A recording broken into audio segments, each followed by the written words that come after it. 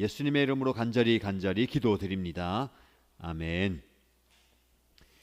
우리 함께 하나님의 말씀 보겠습니다. 시편 1편입니다. 시편 1편 1절에서 6절까지 말씀을 함께 읽겠습니다.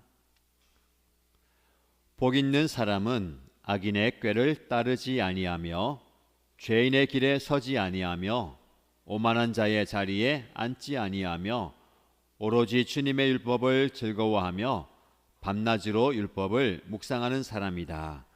그는 시냇가에 심은 나무가 철 따라 열매를 맺으며 그 잎이 시들지 아니함 같으니 하는 일마다 잘 될 것이다.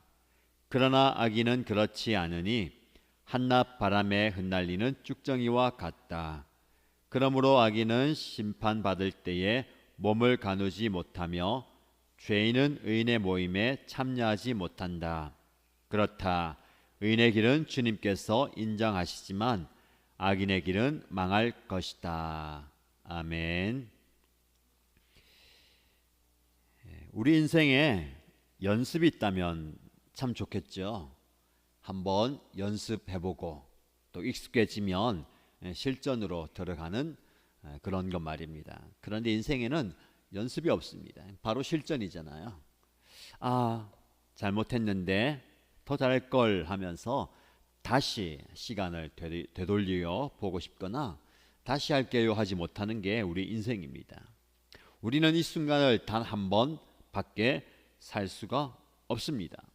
그래서 그 한 번 사는 인생을 정말 잘 살아야 합니다. 그렇다면 여러분에게 한번 물어볼게요. 여러분 한 번밖에 없는 그 인생을 잘 살고 계십니까? 대답하시면 됩니다. 잘 살고 계십니까? 그럭저럭이요 라고 대답할 수도 있고 아니요 라고 대답할 수도 있고 네, 잘 살고 있습니다 라고 대답할 수도 있겠습니다. 어느 누구나 네, 잘 살고 있습니다 라고 대답하기는 선뜻 꺼려집니다. 돌아보면 후회죠. 돌아보면 아쉽고 또 내다보면 잘할 수 있을 것 같은데 막상 지나보면 이게 아닌데 하는 게 우리네 인생 같습니다. 한 번 사는 인생 어떻게 살 것인가 저마다 고민도 하고 생각도 해보고 결론을 내리기도 합니다. 그래서 여러분 여러 가지 생각에 따른 결론을 내릴 수 있겠지만 우리 인생이 좀 행복했으면 좋겠습니다. 버거울 수도 있고 힘겨울 수도 있고 아프고 슬플 수도 있고 기쁠 수도 있잖아요. 모든 것을 다 아울러서 우리가 한번 지나가는 이 인생이 좀 행복한 인생 되면 좋겠습니다. 신앙도 마찬가지입니다. 신앙생활을 행복한 신앙생활 하면 좋겠어요. 예수 믿으면 좀 행복했으면 좋겠습니다. 근데 순서를 좀 잘하면 좋겠어요. 행복하기 위해서 예수 믿느냐? 행복하기 위해서 예배 드리느냐? 행복해지려고 기도하느냐? 아니면 예수 믿었더니 행복하더라. 내가 예배 드렸더니 행복해지더라. 기도했더니 행복하더라. 이건 말입니다. 이 좀 다른 거 아시겠죠? 우리는 행복해지기 위해서 무엇을 많이 합니다. 행복해지려고 밤늦게까지 일하고 행복해지려고 공부하고 애를 쓰고 노력하잖아요. 행복해지려고 자기가 원하는 것, 하고 싶은 것 또 추구해 봅니다. 그랬더니 행복한가요? 아니죠. 또 다른 행복 아니면 더 큰 행복 찾으려고 하고 또 지나가 보니 그 행복인 줄 알았는데 오히려 더 허무하고 공허함을 누리게 됩니다. 그래서 우리가 행복을 조차 살지 말고요. 하나님의 뜻 아래에서 하나님의 말씀에 순종하며 살았더니 행복한 인생, 행복하더라 라고 고백하면 참 좋겠습니다. 벌써 새해를 시작하고 5개월이 지나갑니다. 5월의 마지막 날 이렇게 함께 모여 기도합니다. 5월 한 달 동안 아니 수개월 동안 힘들고 지쳐 있을 때에 그리고 또 영적으로 다운되었을 때에 붙들어야 할 영적 원리에 대해서 말씀을 많이 드렸습니다. 다 기억 못하시죠? 수요일마다 말씀 나눴지만 다 기억 못하실 수 있습니다. 기억력이 너무 좋으면 안 돼요, 그렇죠? 오늘은 마무리하는 거예요. 벌써 끝이 납니다. 새로운 달 6월에는 새로운 주제를 할 건데 오늘은 복된 인생을 사는 영적 원리로 말씀을 마무리하겠습니다. 복된 인생 혹은 행복한 삶을 살아가는 영적 원리에 대해서 말씀을 드리고 싶은데요. 누구나 행복한 삶을 꿈꾸고 행복해지기를 원합니다. 그런데 우리의 인생은 행복하지만은 않아요.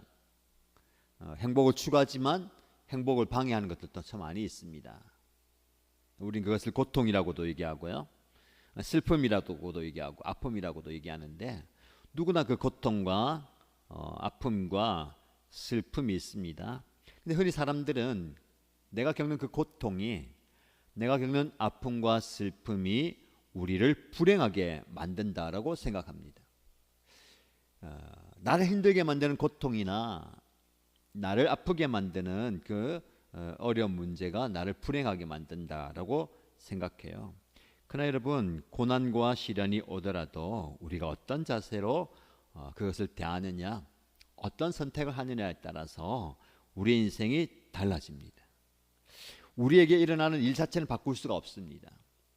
그러나 그 일 앞에서 내가 어떤 선택을 하고 어떤 자세로 살아가느냐에 따라서 우리 인생이 달라지는 거예요.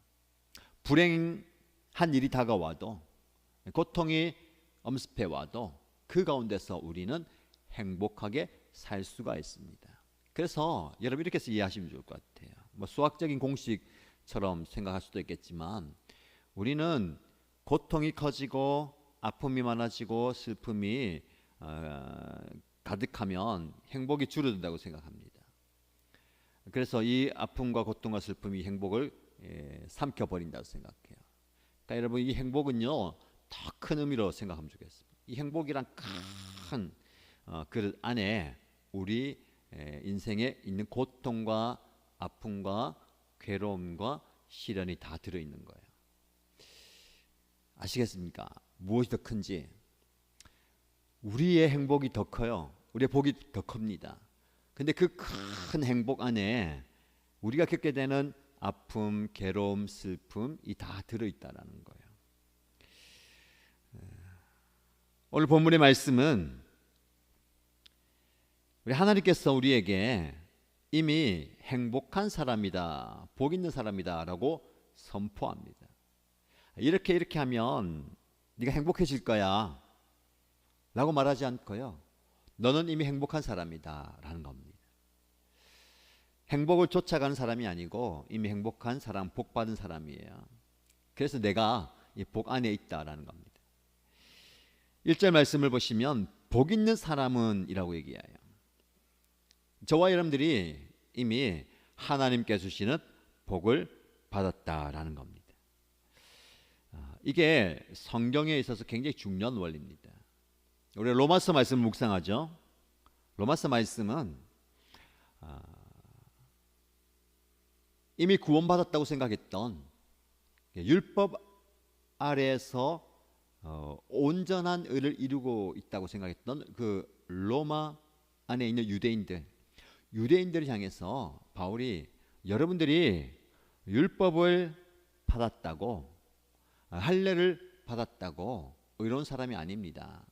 여러분들이 예수 그리스도를 믿는 믿음 안에서 의로운 사람이 될 수 있습니다 라고 말씀을 전합니다. 그리고 차츰차츰 이야기하는 것은 주님을 믿는 믿음 안에서 새로운 존재로 거듭나게 됨에 대해서, 그리고 새로운 존재로 살아가는 삶을 이야기합니다. 즉 유대인으로 태어났다고, 율법을 소유했다고, 할례를 받았다고 하나님의 백성이 아니다. 너희가 예수님을 믿는 믿음 안에서 하나님의 백성이다라는 겁니다. 하나님의 백성은 이런 삶을 살아야 된다라고 말씀해요. 존재와 삶에 대해서 얘기합니다. 성경은 항상 우리에 대해서 존재와 삶을 같이 얘기합니다. 존재를 얘기하고 그 존재에 걸맞는 삶을 살아야 되는 거예요. 오늘 본문의 말씀도 그 맥락에서 살펴보면 우리는 복 있는 사람이에요. 이미 복된 존재라는 겁니다. 그 복된 존재는 거기에 걸맞는 삶을 살아야 된다. 이해하시겠습니까? 여러분들 복이 부족해서 행복을 좀 더 받기 위해서, 행복을 좀 누리기 위해서 그 복을 쫓아가고 그 행복을 따라가고 그 행복을 구하러 가는 사람이 아니고 이미 나는 복된 사람이래. 여러분에게 선포하고 축복합니다. 여러분들은 하나님께서 복된 사람이라고 말씀하셨고요. 이미 행복한 사람입니다. 그래서 우리가 복 있는 사람으로서 어떤 삶을 살아야 될 것인가, 우리가 좀 놓치고 있었던 복된 인생으로서 어떤 그 영적 가치를 가지고 살아야 되느냐를 말씀드리겠습니다. 첫 번째, 저와 여러분들이 복 있는 사람, 행복한 사람으로 어떻게 살아야 되냐면요, 하나님이 내 삶의 1순위가 되어야 됩니다. 다시 말씀드릴게요. 하나님이 여러분의 삶의 1순위가 되어야 되는 겁니다. 우리는 항상 우리 마음속에, 생각 속에 우선순위를 정해놓고 삽니다. 그래서 그 우선순위에 따라서 내가 결정을 해요. 시간을 투자하고 물질을 투자하고 내 마음을 쏟습니다. 오늘 이 밤에도 여러분들이 할 일이 참 많아요. 그렇죠? 할 일이 없어서 여기 나왔습니까? 도대체 할 게 없어서 교회라도 한번 가봐야 되겠다. 그렇게 나오신 게 아니잖아요. 그렇죠? 다른 우선순위들을 제쳐놓고 육신이 피곤함에도 불구하고 이 시간을 오늘 우선순위로 둔 거예요. 그게 우리의 삶에 굉장히 큰 영향을 줍니다. 제가 6월 시작하면서 우리 일신 가족들에게 딱 한 달만 뭐 하자고 했죠? 기억납니까? 1+1 하자 했잖아요. 이건 제가 묵상하면 묵상할수록 깊은 그 적용을 할 수 있을 것 같아요. 이번 주일에도 여러분들에게 주보를 통해서 비전 나눔을 통해서 함께 나누겠지만 이 1+1이라는 거, 우리는 우선순위에 따라서 뭔가를 선택합니다. 이것이 나에게 중요하다, 이것이 내가 지금 급하다, 시급하다라는 것에 따라서 그것을 선택해요. 그럼 나머지는 어떻게 될까요? 후순위로 밀려납니다. 그것이 내 삶의 자리에서 조금씩 뒤로 밀리는 거예요. 영적으로 여러분들에게 있어서 가장 우선순위를 무엇에 두고 있습니까? 단지 예배 드리는 행위, 예배에 참석하는 그것 아니고요, 하나님과의 관계를 가장 우선순위로 두셔야 합니다. 복 있는 사람은 악인의 꾀를 따르지 아니하며 죄인의 길에 서지 아니하며 오만한 자의 자리에 앉지 아니하며라고 말씀합니다. 여기 보면 3번이나 반복해서 어떤 단어를 씁니까? 아니하며, 아니하며, 아니한다라고 얘기하고 있어요. 여러분, 매 순간 어떤 상황에서도 하나님과의 관계가 끊어질 것을 두려워하기 때문에 이 시편 기자는 복 있는 사람은 하나님과의 관계의 끊어짐을 가장 두려워한다는 겁니다. 그래서 그는 악인의 꾀를 따르지 않는다, 죄인의 길에 서지 아니한다, 오만한 자의 자리에 앉지 아니한다라고 말씀합니다. 항상 최우선순위가 하나님과의 관계인 겁니다. 그 관계의 끊어지는 자리에는 내가 가지 않는다, 앉지 않는다, 걷지 않는다라는 겁니다. 여러분, 그렇다면 오늘 본문의 말씀에 대비되는 그 사람이죠. 복 있는 사람과 악인을 대조해요. 그러면 악인은 어떤 사람입니까? 하나님과의 관계가 끊어진 사람, 하나님과의 관계에서 멀어진 사람, 하나님과의 관계가 우선순위가 아닌 사람인 거예요. 자, 저와 여러분들이 복 있는 사람입니다. 우리 이 복을 누리기 원한다면, 이 복을 행복한 복으로 우리의 삶에 누리고 살기 원한다면 하나님과의 관계가 회복되어야 되고 하나님과의 관계가 깊어져야 합니다. 여러분, 오늘 하루 살아가시면서 그리고 5월을 마무리하면서 5월 한 달 동안 하나님과 어떤 관계를 맺어 오셨습니까? 하나님과 어떤 관계를 맺고 있습니까? 교회에서 요구하는 1+1 하자, 기도의 자리 나오자, 말씀을 읽자, 예배하자, 목장 모임 참여하자, 또 예배에 힘쓰자, 왜 이야기합니까? 다른 거 없어요. 이 모든 방법, 수단, 우리의 행위를 통해서 하나님과의 관계가 깊어져야 되는 겁니다. 내가 한번 예배의 자리에 나왔다고 해서, 나 기도 1시간 했다고 해서, 말씀을 여러 장 읽었다고 해서 내 신앙의 의무와 책임을 다하는 것 아닙니다. 봉사도 마찬가지고 섬김도 마찬가지죠. 여러분, 그 모든 것들의 핵심은요, 하나님과의 관계의 깊어짐입니다. 하나님과의 관계가 친밀해져야 되는 거죠. 여러분, 그러면 방법은 알아요. 모르는 게 아니죠. 말씀을 읽어야 되고, 기도해야 되고, 예배해야 되고, 또 하나님께 더 가까이 나가야 되는 거, 이것은 모르는 바 아닙니다. 어떻게 하면 어떻게 내가 하나님과의 관계가 깊어졌는가를 알 수 있을까요? 아, 내가 지금 하나님과 친밀한 관계를 맺고 있구나. 아니면 하나님과 관계가 좀 소원하구나. 예배 참석 많이 못하는 것, 기도에 참석 많이 못하는 것, 열심히 봉사 못하는 것, 그럴 수도 있습니다. 그러나 결론적으로 말씀드린 것은요, 여러분들이 하나님과의 관계에서 떠났다는 것은 하나님의 뜻과 상관없이 선택하고 살아가는 것을 말하는 거예요. 내 안에 있는 육신의 정욕이 내 삶을 선택하는 겁니다. 내가 원하는 대로, 내가 기뻐하는 대로, 내 마음이 이끄는 대로 선택하고 살면 하나님과 멀어진 거예요. 하나님과 가까이 산다는 것은 하나님 뜻을 깨닫고 하나님의 뜻대로 선택하는 것, 이게 바로 하나님과 가까이 있는 겁니다. 여러분 자신을 한번 살펴보십시오.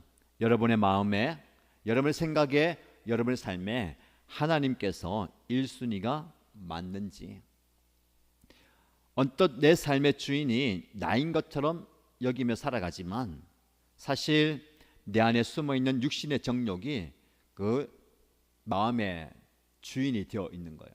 그 육신의 정욕이 이끄는 대로 살아가고 있습니다. 그리고 선택하고 결정해요. 여러분 깊이 한번 생각해 보십시오.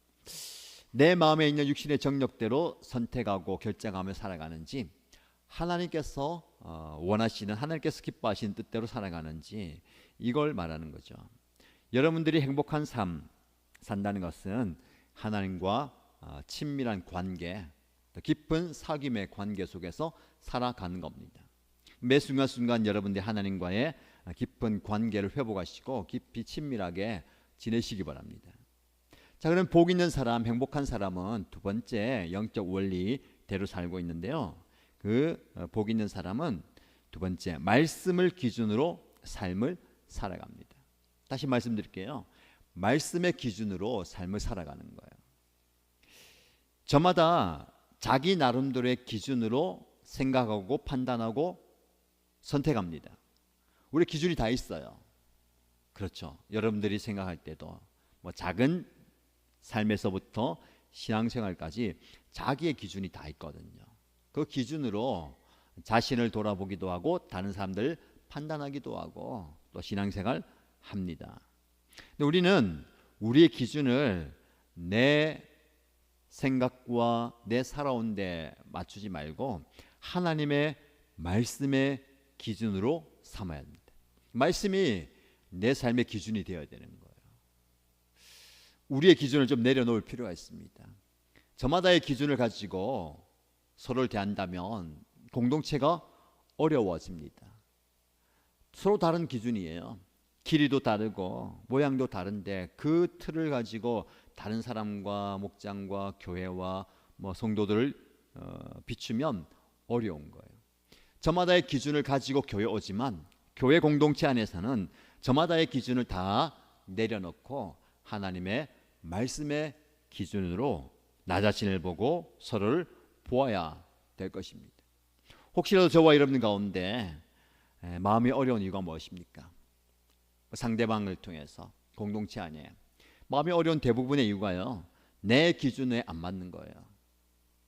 내 기준을 볼 때에 부족해 보이니까, 내 기준을 볼 때에 저건 틀렸는데, 내 기준을 볼 때에 저 사람은 저렇게 하면 안 되는데 라고 생각할 때에 우리의 삶이 어려워지고 우리의 신앙생활이 어려워지는 겁니다.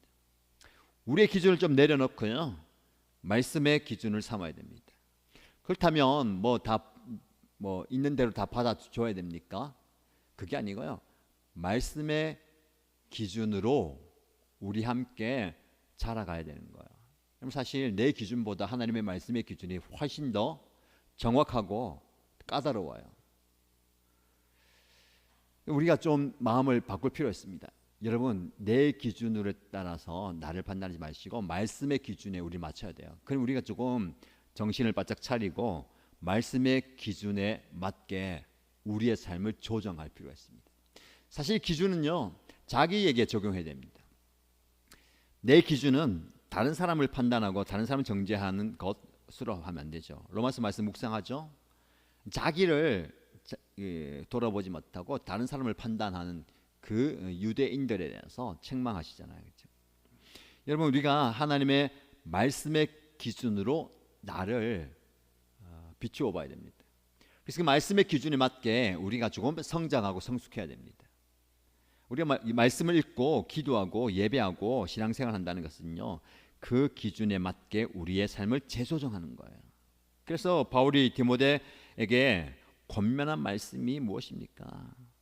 기록된 하나님의 말씀 외에는 구원에 이르는 길이 없다라고 얘기하면서 모든 성경은 하나님의 감동으로 된 것으로 교훈과 책망과 바르게 함과 의로 교육하기에 유익하니, 무슨 말입니까? 하나님의 말씀으로 자기 자신을 가르치고 또 교훈하고 책망해서 바르게 잡으라는 거예요. 여러분, 기준이 뭡니까? 기준은 뭐냐면 저마다 다른 그 척도들을 하나로 맞추는 거예요.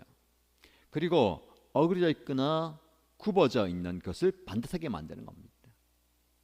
그래서 성경은 캐논이라고 얘기하는데 이게 기준이에요. 저마다 가지고 있는 그 모든 것들을 내려놓고 변하지 않는 그 기준, 정경에 맞추는 겁니다. 나를 맞추는 거예요. 그래서 말씀 속에서 나오는 지혜와 분별력과 능력과 생명을 우리가 붙들고 살아가는 거예요.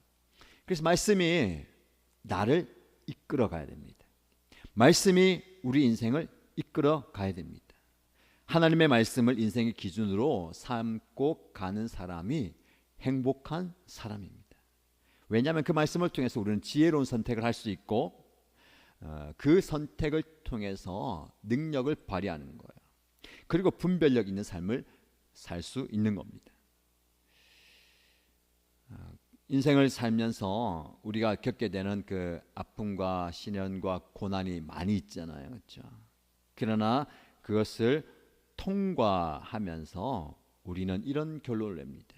시편 119편 말씀에 고난당한 것이 내게 유익이라. 이로 말미암아 내가 주의 율례들을 배우게 되었다 라고 말씀합니다. 무슨 말씀입니까? 우리는 행복한 인생, 복된 인생은 시련과 고난과 아픔을 비껴나가는 인생이라고 얘기합니다. 그것이 없으면 행복하다 얘기하는데, 지금 진짜 행복한 인생은요, 그 고난과 시련과 아픔을 품으면서 그것이 나에게 유익이 되면 그 인생이 복된 인생이 되는 겁니다. 오늘 오후에 그 사랑의 쌀도 팀장님과 함께 매월 그 쌀 전달하는 과정에 또 쌀을 전달해 주면서 신방을 하게 됩니다. 가서 그간 어떻게 지냈는지 또 마음의 이야기를 듣고 또 기도해 드리는데, 갈 때마다 표정이 변하고 또 마음에 있는 이야기를 많이 하고 좋아지는 게 보여요. 완전히 그가 상한 어려움을 당하고 있는 가정이지만 그 어려운 문제는 변함이 없고 갈 때마다 새로운 문제들이 막 생겨요. 이 문제가 조금 해결된 것 같으면 또 다른 문제가 있고 또 아픔이 있어요. 그러나 지난 오늘까지 뭐 9개월 정도 만나고 얘기하고 살펴보는 동안 굉장히 얼굴이 좋아졌어요. 표정도 좋아지고 또 마음의 한편에는 근심도 있지만 이야기하면서 많은 또 나눔도 하고 또 기도도 해주면서 회복된다라는 것을 느낍니다. 오늘 하나님께서 또 그 가정을 불쌍히 여겨주시고 또 큰 은혜를 주실 줄 믿는데 그 가정이 그렇게 어려우니까 그 아이들도 그 어려운 과정을 지나가잖아요. 청소년 시기고 한데 그 과정을 잘 겪고 있더라고요. 안타까워요, 그렇죠? 그 아픔을 겪지 않아도 될 시기고 모습이지만 그런 모습들을 겪게 되는 거. 부모님은 더 힘들겠죠. 이런 그런 모습 보면서 제가 두 가지를 생각해 봤습니다. 근데 그래도 그 상황 가운데서 아이들이 또 자기의 자리를 지키려 하고요. 또 열심히 하려고 하고 힘든 상황이지만 또 울면서 아픔을 극복하면서 한 단계 한 단계 더 나아가는 보면서 그런 생각이 있어요. 진짜 아프고 괴로움이 있지만 아이들이 성숙한다는 걸 느끼는 거예요. 과연 우리 아이들이 이런 큰 아픔을 겪고 슬픔을 겪으면 감당할 수 있을까? 사실 우리 아이들이 그런 아픔과 괴로움과 힘든 과정을 겪지 않도록 우리는 애를 쓰고 많이 힘들게 버팀목이 되어주고 그늘이 되어주잖아요. 물론 그것도 굉장히 귀한 겁니다. 그러나 그 아픔과 어려움을 언젠가 겪게 되는데 그를 일찍 겪게 되면서 상실된 것도 있지만 또 다른 부분에서는 다른 또래 아이들보다 성숙하고 성장해 가는 것 같아요.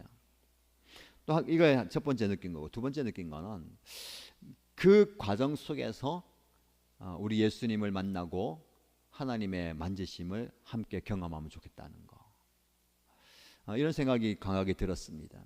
그래서 어려움을 겪고 있지만 지금까지 잘 견뎌내고 버텨오셨는데 함께 기도하면서 우리가 기도해주고 또 함께하는 거, 또 하나님께 기도할 때에 하나님께서 함께 하신다는 것을 전하고 그렇게 얘기했습니다.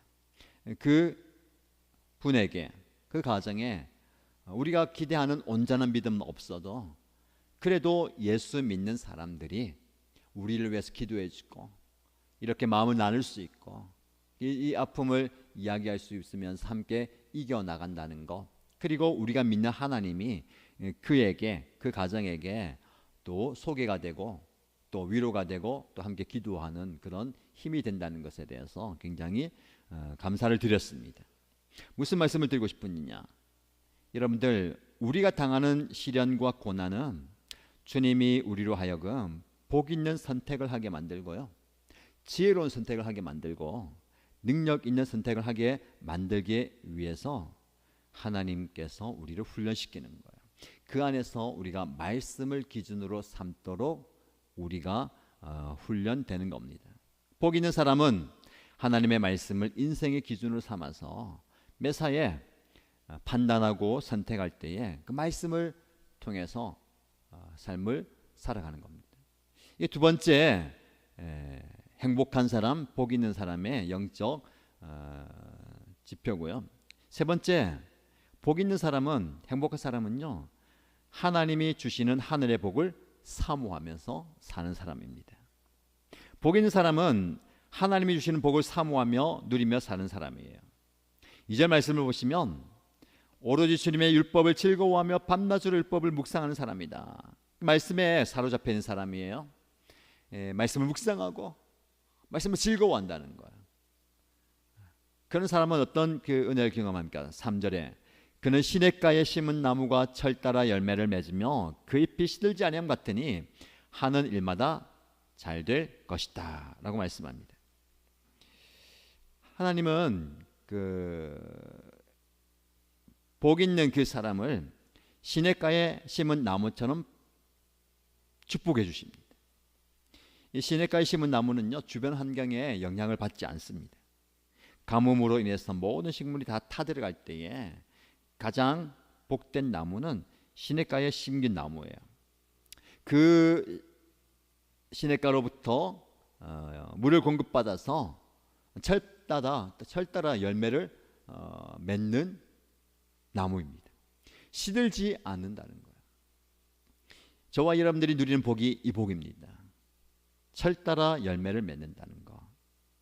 여러분, 인생은요, 내가 잘 살고 풍요롭게 살았다고 해서 열매 맺는 게 아니에요. 우리가 착각하는 게 열매를 물질로 혹은 형통함으로 생각하는 경우가 많이 있습니다. 열매는 우리가 살아가면서 누리게 되는 그 건강 혹은 그 물질, 성공, 성취가 열매가 아닙니다. 우리는 이 열매를 이 성공으로 생각해요. 하나님, 제가 열매 맺기 원합니다.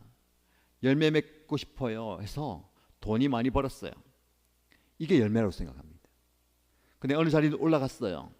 그리고 성취하고 성공했습니다. 이게 열매라고 생각해요. 여러분, 그게 열매가 아닙니다. 그게 열매라면 가뭄과 고난과 시련과 아픔은 무엇입니까? 열매가 없을 수도 있어요. 눈에 보이는. 사역도 마찬가지입니다. 우리가 주님의 교회를 섬길 때에 사역의 열매가 있잖아요. 목장을 섬기는 우리 목자 목녀님들도 마찬가지고, 또 교육부서를 섬기는 분들이나 또 여러 가지 사역을 하는 분들이 마음이 어려운 게 뭡니까? 힘들게 사역하고 일하고 봉사하는데 열매가 없어요. 그 열매를 뭐라고 생각합니까? VIP라고 생각할 수도 있고, 사람이 많아지는 것으로 생각할 수도 있고, 또 헌신하는 사람들이 많아지는 것이라 생각할 수 있어요. 교회도 마찬가지입니다. 목회를 할 때에 목사의 열매 뭐라고 생각하십니까? 당장 열매하면은 성도가 많아지는 것, 재정이 늘어나는 것, 그리고 뭐 잘했다는 칭찬을 받는 것, 새가족들이 많아지는 것. 물론 그것은 사역의 열매입니다. 그러나 그 사역의 열매, 눈에 보이는 열매만 추구하면 우리가 본질을 놓치게 되는 거예요. 여러분 인생도 마찬가지입니다. 여러분이 맺고 싶어하는 열매가 물질의 성공과 그 사업과 직장의 성공이라면 많은 것을 놓치게 되는 거예요. 진짜 열매는 무엇일까요? 진짜 열매는 때를 따라 해를 비춰주시고 비를 내려주시고, 때로는 가뭄과 고난과 시련과 폭풍을 겪게 하시는 것, 그 과정을 통해서 우리의 인격의 열매가 맺어지는 거예요. 사역의 열매보다 더 중요한 것은 인격의 열매입니다. 사역의 열매를 많이 맺었지만 인격의 열매가 없어서 힘들어지는 경우도 많이 있습니다. 사역의 열매는 눈에 들지 않지만 인격의 열매가 풍성하게 맺어지는 것 중요합니다. 그래서 여러분, 목장에 사역을 들어갈 때에 VIP가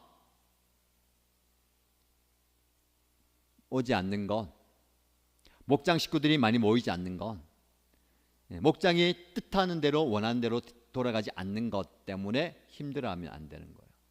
그 과정을 통해서 첫째는 섬기는 목자 목녀님들, 섬기는 여러분들이 인격의 열매를 맺어가는 거예요.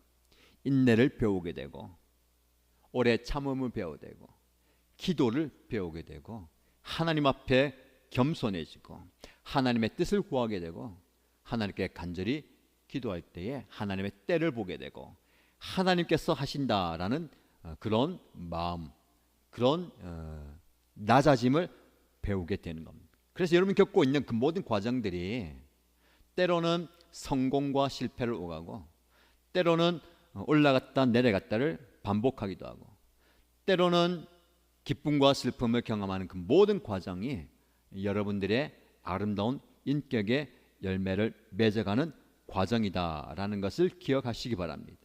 중요한 것은요, 시절을 쫓아 열매를 맺는데 그 열매를 어떻게 맺습니까? 핵심은 뭡니까? 우리는 열매 항상 관심이 거기에 있어요. 결과. 이렇게 열심히 해서 얼마나 많은 열매를 맺느냐, 얼마나 많은 사람들을 맺게 되느냐.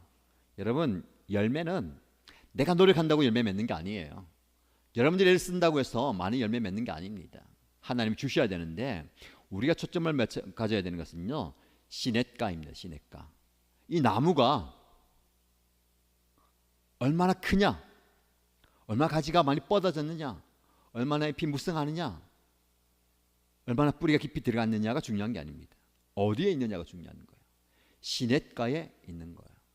그 광야 가운데서도 그 나무는 시냇가에 있는 겁니다. 시냇가에서 물을 공급받을 때에 열매 맺게 되는 겁니다. 이게 바로 관계예요. 하나님과 가까이 있다는 그 관계. 하나님과 가까이 있을 때에 그는 열매 맺게 되는 겁니다.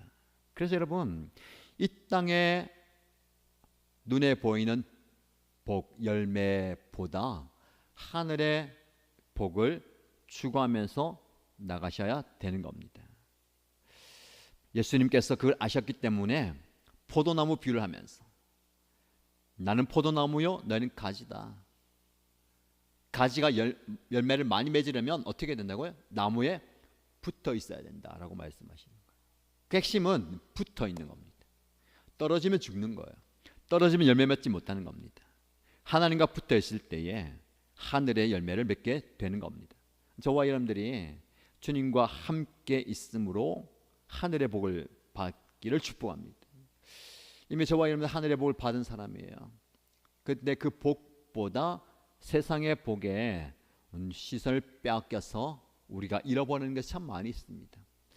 그래서 하늘의 복을 잔뜩 지고 있음에도 불구하고 세상의 복을 쫓아다니다가 정작 하늘의 복을 누리지 못하는 경우가 참 많이 있습니다. 받은 그 열매, 받은 은혜와 복을 여러분의 삶의 자리에서 풀어서 함께 나누시고 누리시길 축복합니다. 세상의 그 복을 쫓아다니다가 정말 귀중한 것을 잃어버리지 않기를 축복합니다. 마지막으로 행복한 사람은 그 인생길을 하나님과 동행합니다. 이게 바로 행복한 복된 인생을 사는 사람의 영적 원리 마지막 부분이에요. 여러분의 인생길을 하나님과 동행하시기 바랍니다. 하나님께서 복 있는 사람은요, 그의 행사가 형통하다라고 말씀합니다. 3절 말씀 보면 하는 일마다 다 잘 될 것이다. 개역개정 성경에는 그가 하는 모든 일이 다 형통하리라고 말씀합니다. 형통의 복, 다 잘 된다는 복, 이 복이 저와 여러분에게 주어졌습니다. 형통한 인생, 여러분, 그 인생길, 이 사람의 인생길, 복 있는 사람의 인생길은 형통하다라고 말씀합니다. 우리 인생길은 어떤 길입니까? 넓은 길과 좁은 길이 있어요. 그리고 편안한 길과 거친 길이 있을 수 있습니다. 그리고 지름길과 둘러가는 길이 있을 수 있어요. 여러분들 어떤 길이 좋은 길입니까?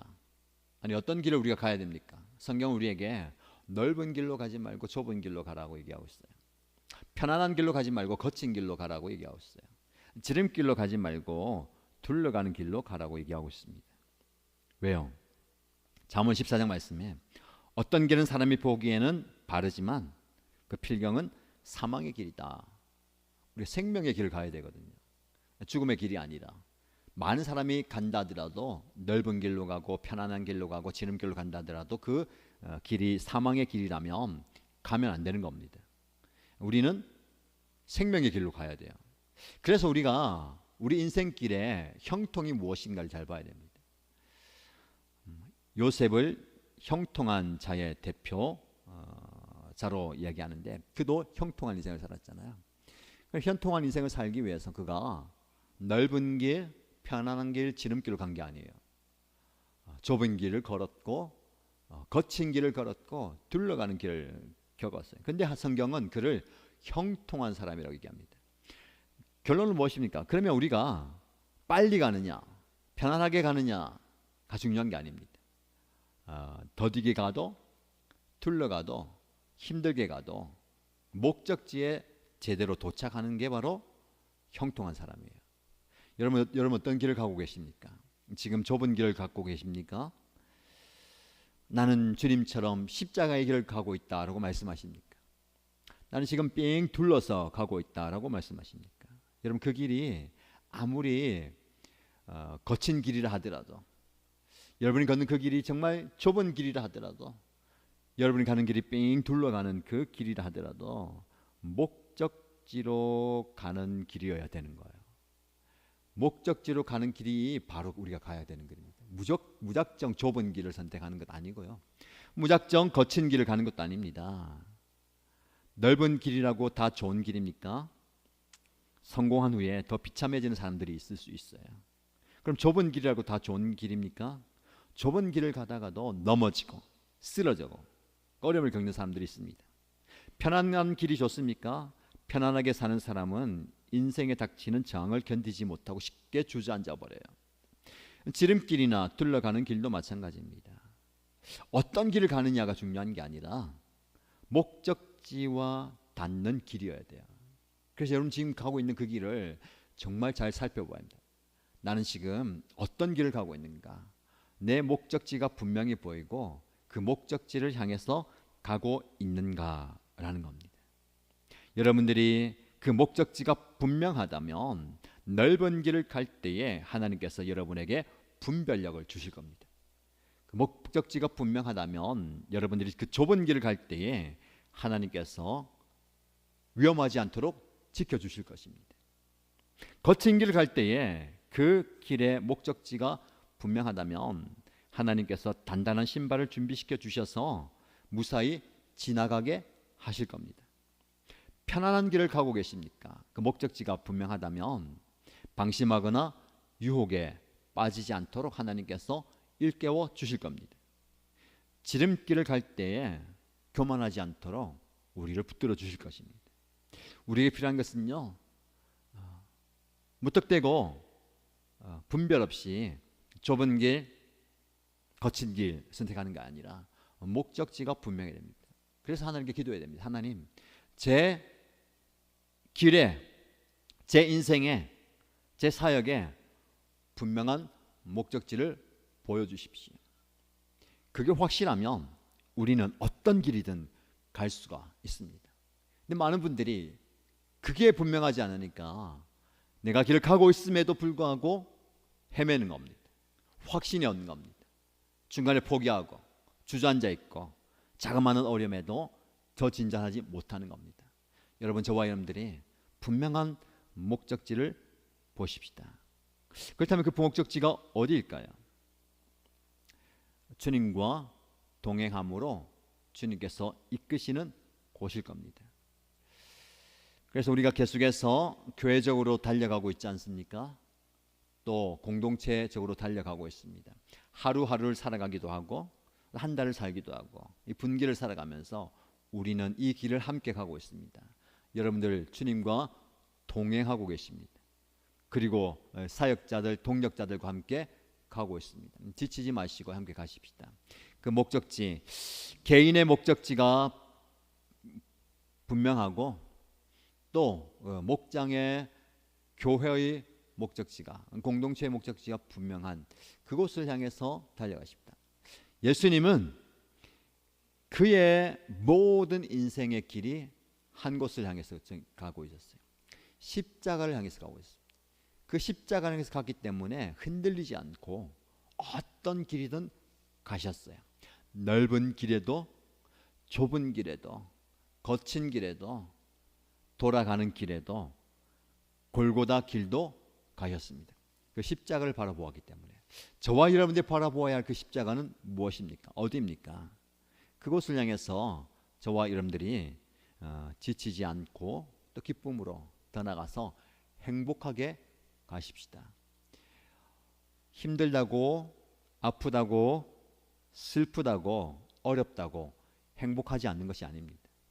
그 목적지가 분명하면, 그 길이 분명하면 내가 걷는 이 모든 걸음은 행복한 걸음입니다. 저와 여러분들이 이 행복한 걸음을 함께 걸어가게 되기를 주님의 이름으로 축복합니다. 말씀 붙들고 함께 기도하실까요? 하나님께 우리가 고백하십시다. 하나님, 저는 행복해지고 싶습니다. 복을 주세요 라고 기도해 왔습니다. 그러나 성경은 저와 여러분에게 더 이상 복을 구하고 행복 쫓아다니지 말고 너는 이미 복받은 사람이다. 너는 행복한 사람이다. 그 행복 그리고 복받은 사람답게 살라고 말씀하십니다. 그래서 먼저 우리 고백하십시다. 하나님, 저는 복을 쫓아 살아왔지만 말씀 앞에서 다시 고백합니다. 저는 복 있는 사람입니다. 제가 복된 존재입니다. 저는 행복한 사람입니다. 나의 모든 걸음이 행복으로 가득 차 있습니다. 비록 그 걸음 가운데 아픔과 슬픔과 괴로움과 고난과 어려움이 있어도 그것은 내 행복, 내 복을 상쇄시키지 못하고 가리지 못합니다. 이 복이 모든 것을 덮는 그런 삶이 되기 원합니다. 그 말씀을 기억하시면서 네 가지 원리 제가 말씀드리는데, 구체적으로 하나님, 제가 복받은 사람으로 이런 삶을 삽니다. 이렇기 때문에 복받은 사람입니다. 제가 하나님을 제 1순위로 삼고 살겠습니다.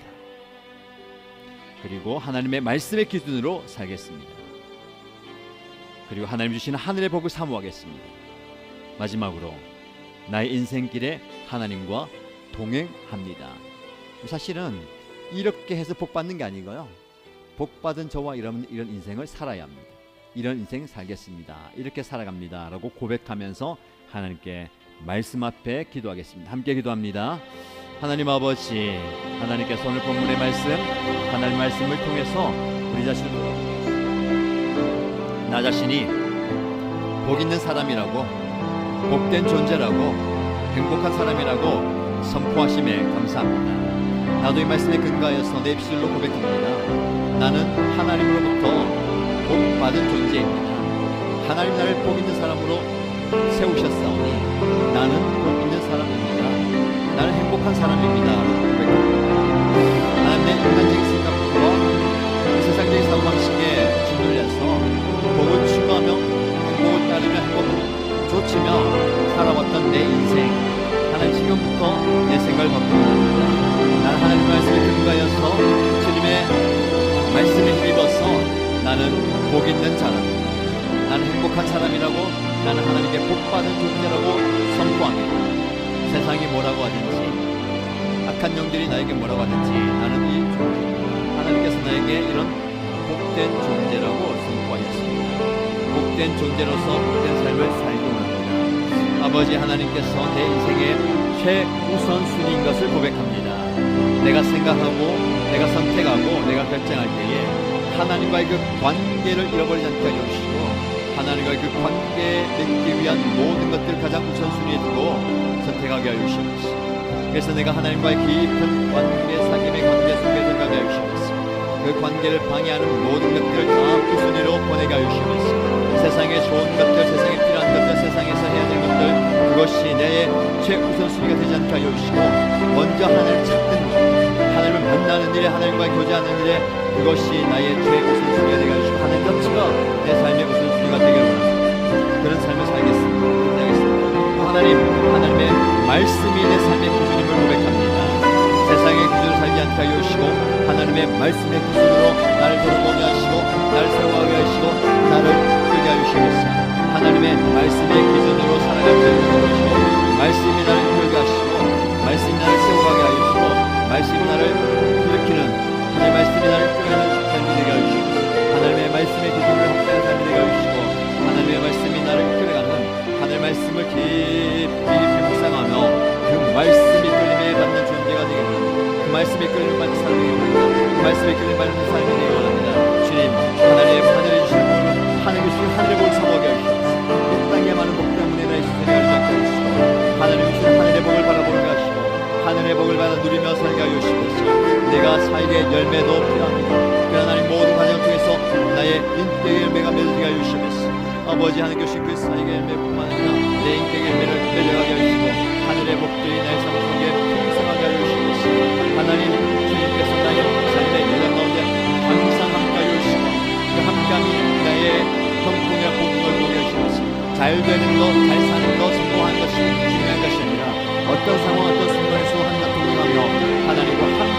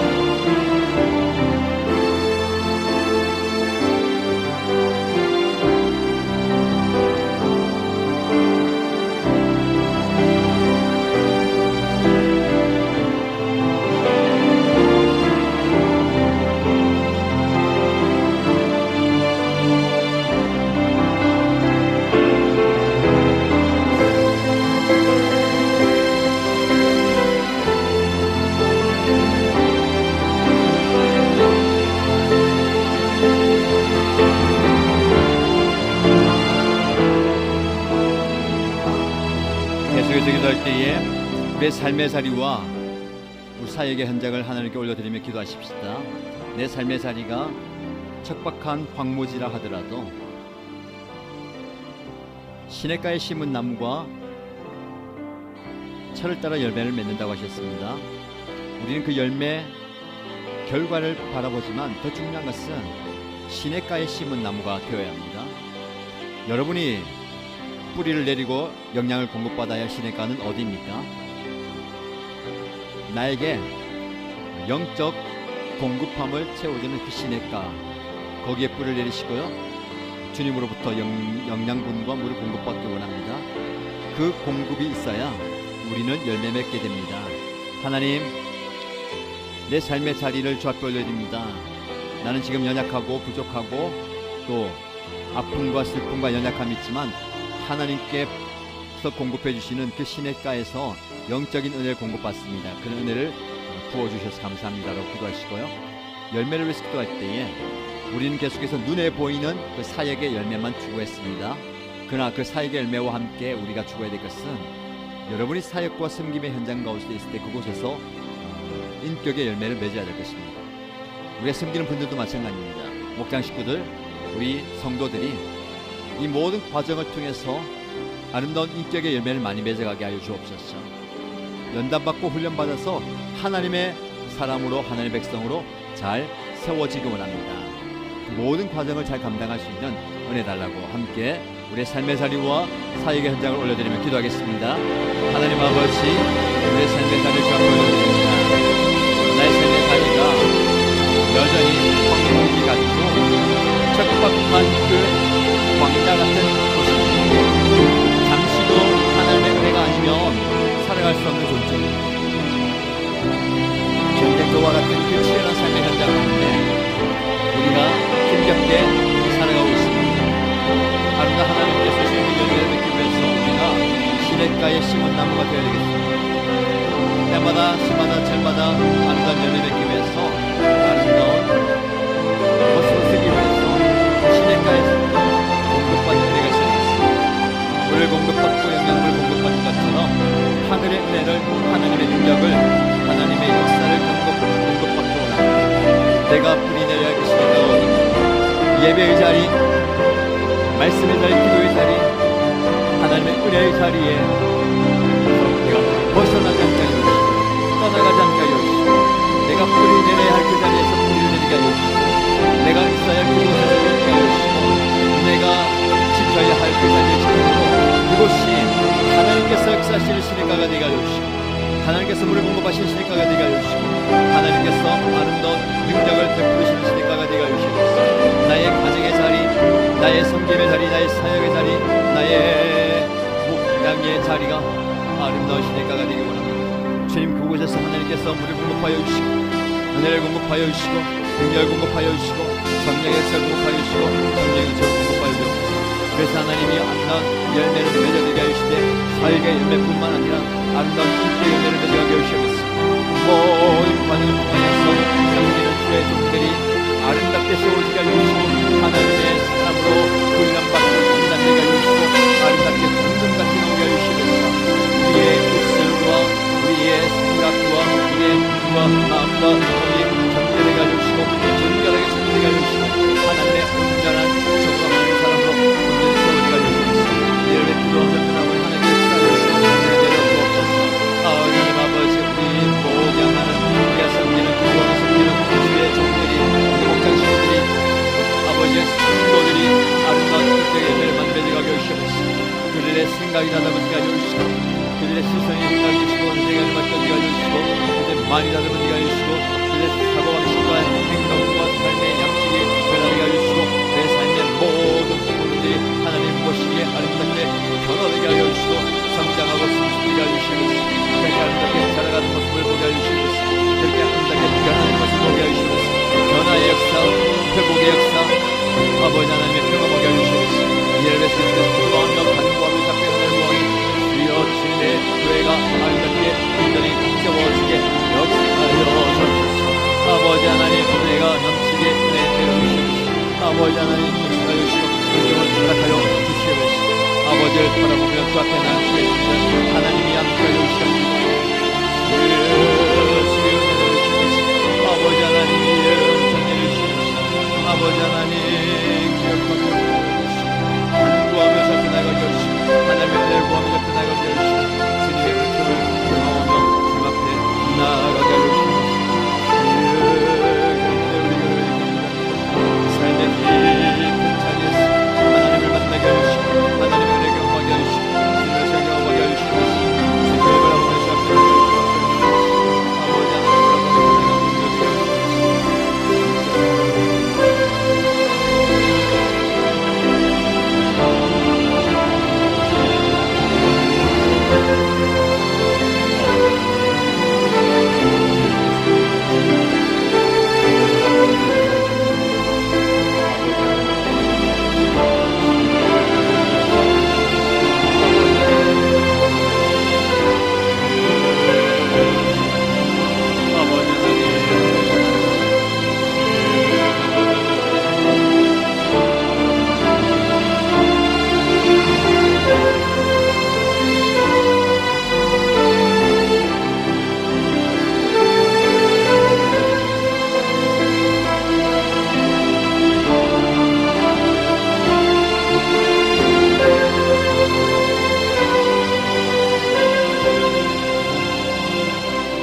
기도하겠습니다.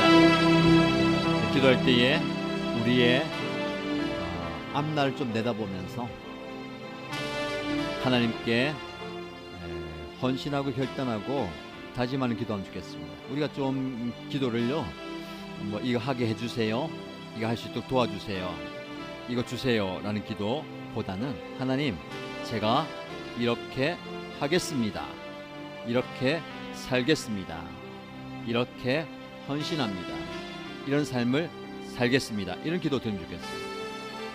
이제 5월 마무리하고 새로운 달을 맞이합니다. 6월이에요.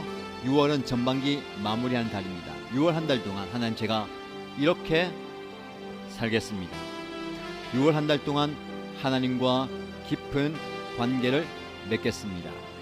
하나님을 내 삶의 최우선 순위로 두기 위해서 이런 삶을 살겠습니다. 내가 이렇게 하겠습니다 라고 구체적으로 기도하시고요. 하나님께서 주신 은혜 가운데 6월 한 달 동안 영적으로 무장되고 하나님의 은혜 가운데 이런 삶을 살겠습니다, 이렇게 나아갑니다 라고 기도하시기 바랍니다. 그리고 우리의 기도를 조금 넓혀서 5월 한 달 동안 가정의 달로 지났다면 6월은 교회 사랑의 달입니다. 하나님, 내가 교회이고 우리가 교회이고 우리 가정이 교회이고 목장이 교회입니다 라고 선포하면서 하나님, 내 삶에 우리 가정에 우리 목장에 우리 연합교회에 예배가 회복되기 원합니다. 이런 예배 드리겠습니다. 내가 이런 예배 드리겠습니다. 우리 가정이 이런 예배 드리겠습니다. 우리가 이런 예배 드리겠습니다. 하나님을 향한 찬양이 회복되기 원합니다. 이런 찬양 드리겠습니다. 이런 교회의 모습으로 서겠습니다. 그래서 이런 모습으로 상반기 2023년 상반기를 마무리하겠습니다. 좀 결단의 기도 좀 내다보면서요, 하나님 앞에 우리의 마음을 토로하면서 하나님 앞에 다짐의 기도 한번 드리겠습니다. 함께 기도합니다. 하나님 아버지, 지금까지 함께 하신 하나님 감사하며 6월에도 하나님께서 내 삶 가운데 역사하시고 있습니다. 그 믿음 가운데 내가 한 발짝 내딛습니다. 6월 첫날부터 하나님 앞에 기도하며 예배하며 하나님의 사랑으로 서겠습니다. 하나님께서 나를 기뻐하시는 예배의 자리에서 예배자로 서겠습니다. 하나님의 모든 예배의 자리에서 내가 최우선으로 하나님만 예배하며 나의 입술로 나의 마음으로 나의 영으로 하나님만 높여드립니다. 하나님이 내 인생의 주인이신 것을 선포합니다. 하나님이 내 삶의 모든 것을 주심을 선포합니다. 하나님께서 나의 모든 것을 공급해 주시는 분임을 내가 입술로 선포하며 내가 주 앞에 물질로 드림으로 입술의 고백, 마음의 고백, 생각의 고백을 삶으로 드립니다. 아버지 하나님께서 나의 삶의 최우선순위인 것을 고백하며 내가 하나님만 바라보며 하나님의 관계 속에 더 깊이 나아가기 위해서 하나님여 더 깊이 말씀을 묵상하며 더 깊이 하나님께 기도하며 하나님의 은혜를 구하며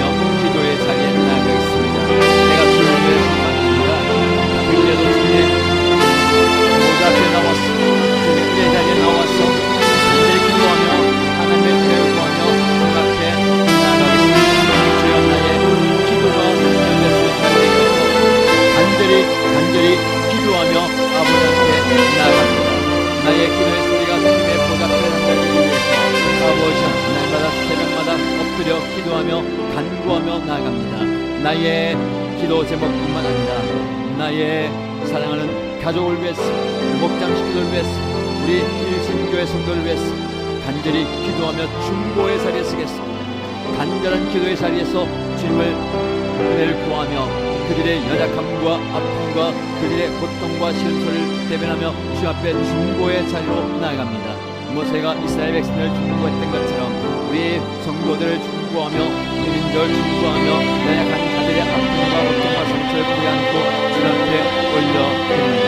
하나님 아버지 앞에 온전히 나아가며 구원한 달 동안 교회의 모습으로 예배자로 소개하며 내가 예배의 자리에 서며 우리 모두가 모여서 하나님을 예배하며 목장이 가정이 하나님을 예배하며 서로 함께 기도의 몸을 나누며 기도의 일꾼 자리로 나아가고자 합니다.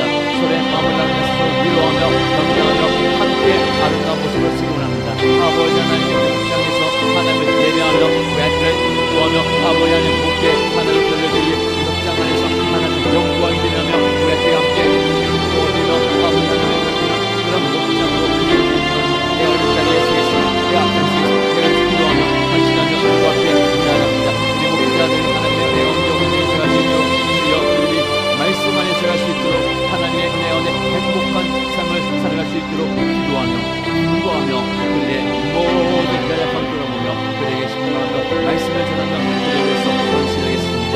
그들에게 시간을 내며 그들을 위해서 마음을 쏟고 그들이 하나님의 마음을 달고 그들의 달라게 하고 그런 자리에 나아가시고 함께 나아가겠습니다. 목장을 세워가며 아름다운 교회를 세워가기 위해서 교회의 말씀의 능력이 나타나기 원하며 교회의 성령께서 사시는 성령의 은혜와 능력이 나타나기 원하며 그렇게 말씀을 준비하며 말씀을 선포하며 아버지 하나님의 은혜와 능력에서 함께 아름다운 교회를 세워갑니다.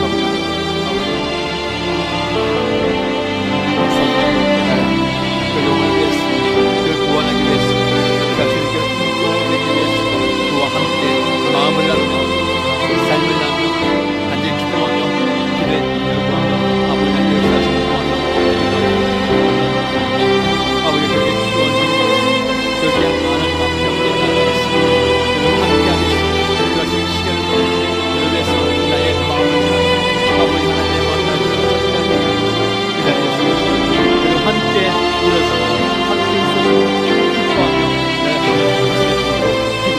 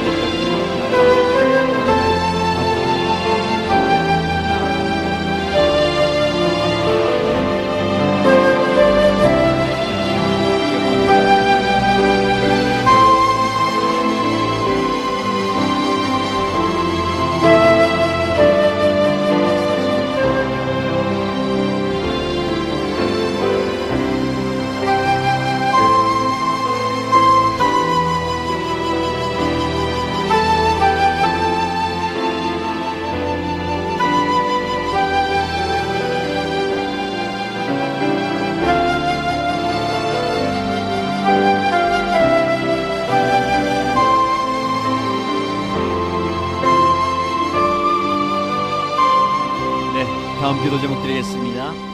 여러분의 가정을 위해서 기도하십시다. 여러분의 가정이 교회입니다.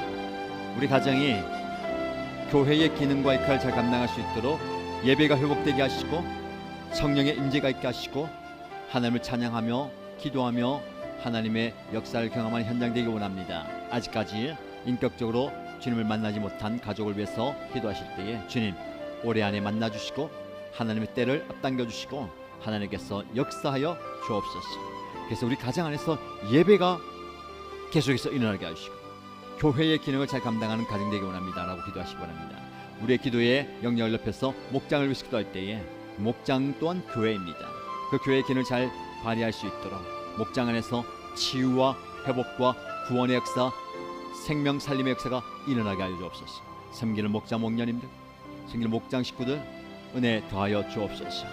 교회를 위해서 기도할 때 연합교회가 하나님께서 주신 사명, 달려가야 할 길을 바라보고 함께 달려갈 때에 그 길이 복되게 하시고 우리 교회를 통해서 놀라운 역사가 이 땅 가운데 일어나게 하여 주옵소서. 하나님이 주시는 그 교회의 은혜와 복이 목장과 가정과 여러 성도들에게 흘러넘치는, 그래서 은혜의 복이 흘러넘치는 교회가 되게 달라고 여러분들의 가정에서부터 확장해 가면서 간절히 기도하시기 바랍니다. 함께 기도합니다. 하나님 아버지, 우리 하나님께서 우리 가정을 사랑해 주시고 우리 가정을 하나님께서 놀랍게 구별하시고 주시고 하나 되게 하셔서 감사합니다. 우리가 밥 먹고 교제하며 챙겨주고 지켜주고 세워주고 자라게 만드는 그런 가정으로 끝나지 않게 해주시고 이 가정이 하나님의 임재, 하나님의 역사, 하나님의 능력이 임하는 교회, 그것을 고백합니다. 우리 가정에서 교회의 놀라운 역사가 일어나게 하시옵소서. 예배가 회복되게 하여 주옵소서. 아버지 하나님께서 임재하실 때에 모두가 하나님을 찬양하며 입술을 벌려 영으로 예배하는 예배의 공동체가 되게 하여 주옵소서.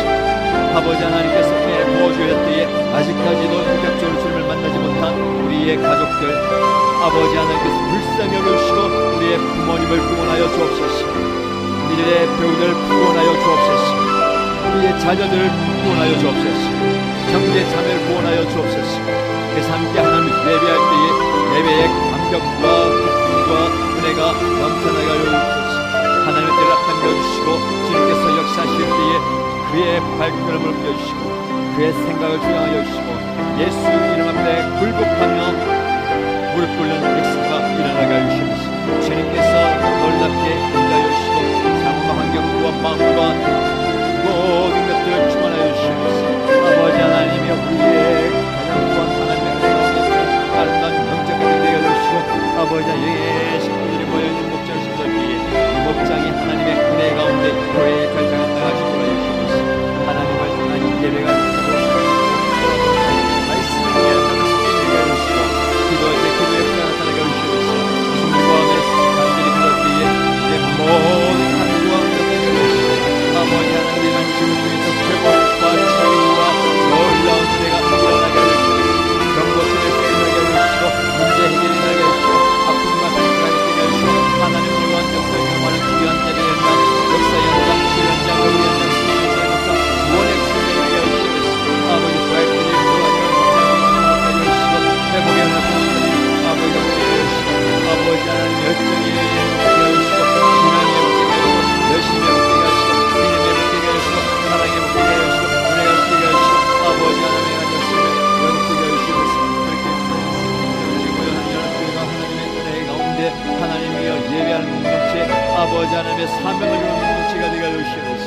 아버지 하나님의 모든 목장들이 함께 모여 예배할 때에 예배의 능력이 나타나게 하시고 아버지 하나님의 연합교회로 모여 사는 모든 사람 하나님의 은혜를 하시고 아버지 기도할 때 모든 기도의 능력이 우리 교회 가운데 나오시면서 섬김을 쓰기답니다. 이 상반기 사역 가운데 함께 하시고 아버지 하는 모든 연합교회 연합 예배가 아버지의 사역과 승리와 기도의 역사 그리고 생기는 모든 승리의 가운데 은혜 허락하여 주시고 놀랍게 믿어 보여주시고 은총 허락하여 주시옵소서. 아버지 하나님 아버지 하나님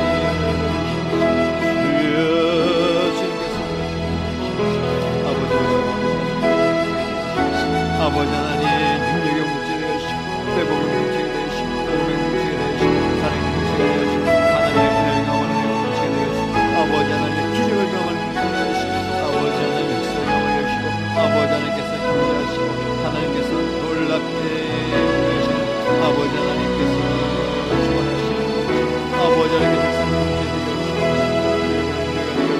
그런 교회가 되게 보내주시고 채워주시고 아버지 하나님의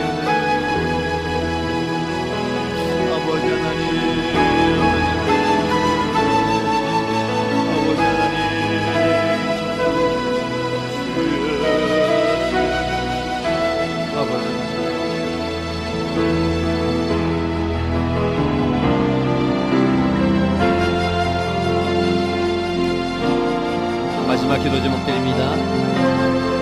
우리의 시선을 들어 이 나라와 민족을 좀 보시기 바랍니다. 이 나라와 민족이 영적으로 하나님 앞에 굴복하게 하시고 하나님의 공의가 가득한 나라가 되게 해달라고, 이 나라의 부족한 부분들 하나님께서 다스리시고 통치해 주십시오. 불쌍히 여겨주시옵소서. 북한을 위해서 기도할 때에 그 땅이 복음으로 회복되고 평화적인 통일로 인하여서 더 영적으로 하나님 앞에 쓰임받는 나라가 되게 해달라고, 무너져야 할 모든 우상과 잘못된 것들이 예수 이름 앞에 무너지는 역사가 일어나게 해달라고 기도하시고 하나님의 복음으로 변화되고 하나님의 아름다운 나라가 되게 해달라고 기도하시기 바랍니다. 그래서 세계 선교의 삶을 잘 감당하는 대한민국 되게 해달라고 기도해 주시고요, 열방을 위해서 기도할 때에 전쟁과 기근과 아픔을 당하고 있는 나라와 민족도 불쌍히 여겨주시고 그곳에 복음 들고 나간 선교사님들 사역을 통해서 그 땅이 회복되고 민족이 회복되고 열방이 회복되는 은혜를 달라고 기도하시기 바랍니다. 그리고 수고하시는 선교사님과 우리 교회와 목장과 개인이 후원하고 있는 개척교회와 선교기관과 선교사님 위해서 기도하시고 개인의 기도의 소원을 올려드리며 간절히 기도하시기 바랍니다. 함께 소리내어 기도합니다. 하나님 아버지 하나님께서 우리를 이 자리에 부르셔서 이 대한민국을 가슴에 꼭 기도하게 하십니다. 민족을 가슴에 꼭 기도할 때에 주여 이 나라와 이 민족과 백성을 불쌍히 여겨주옵소서. 아버지 하나님, 저들의 모든 높아져 있는 분들이 예수 이름 앞에 무릎 꿇게 해주시고 주님의 이름 앞에 굴복하며 나가게 해주시고 예수 이름 앞에 겸손히 엎드리게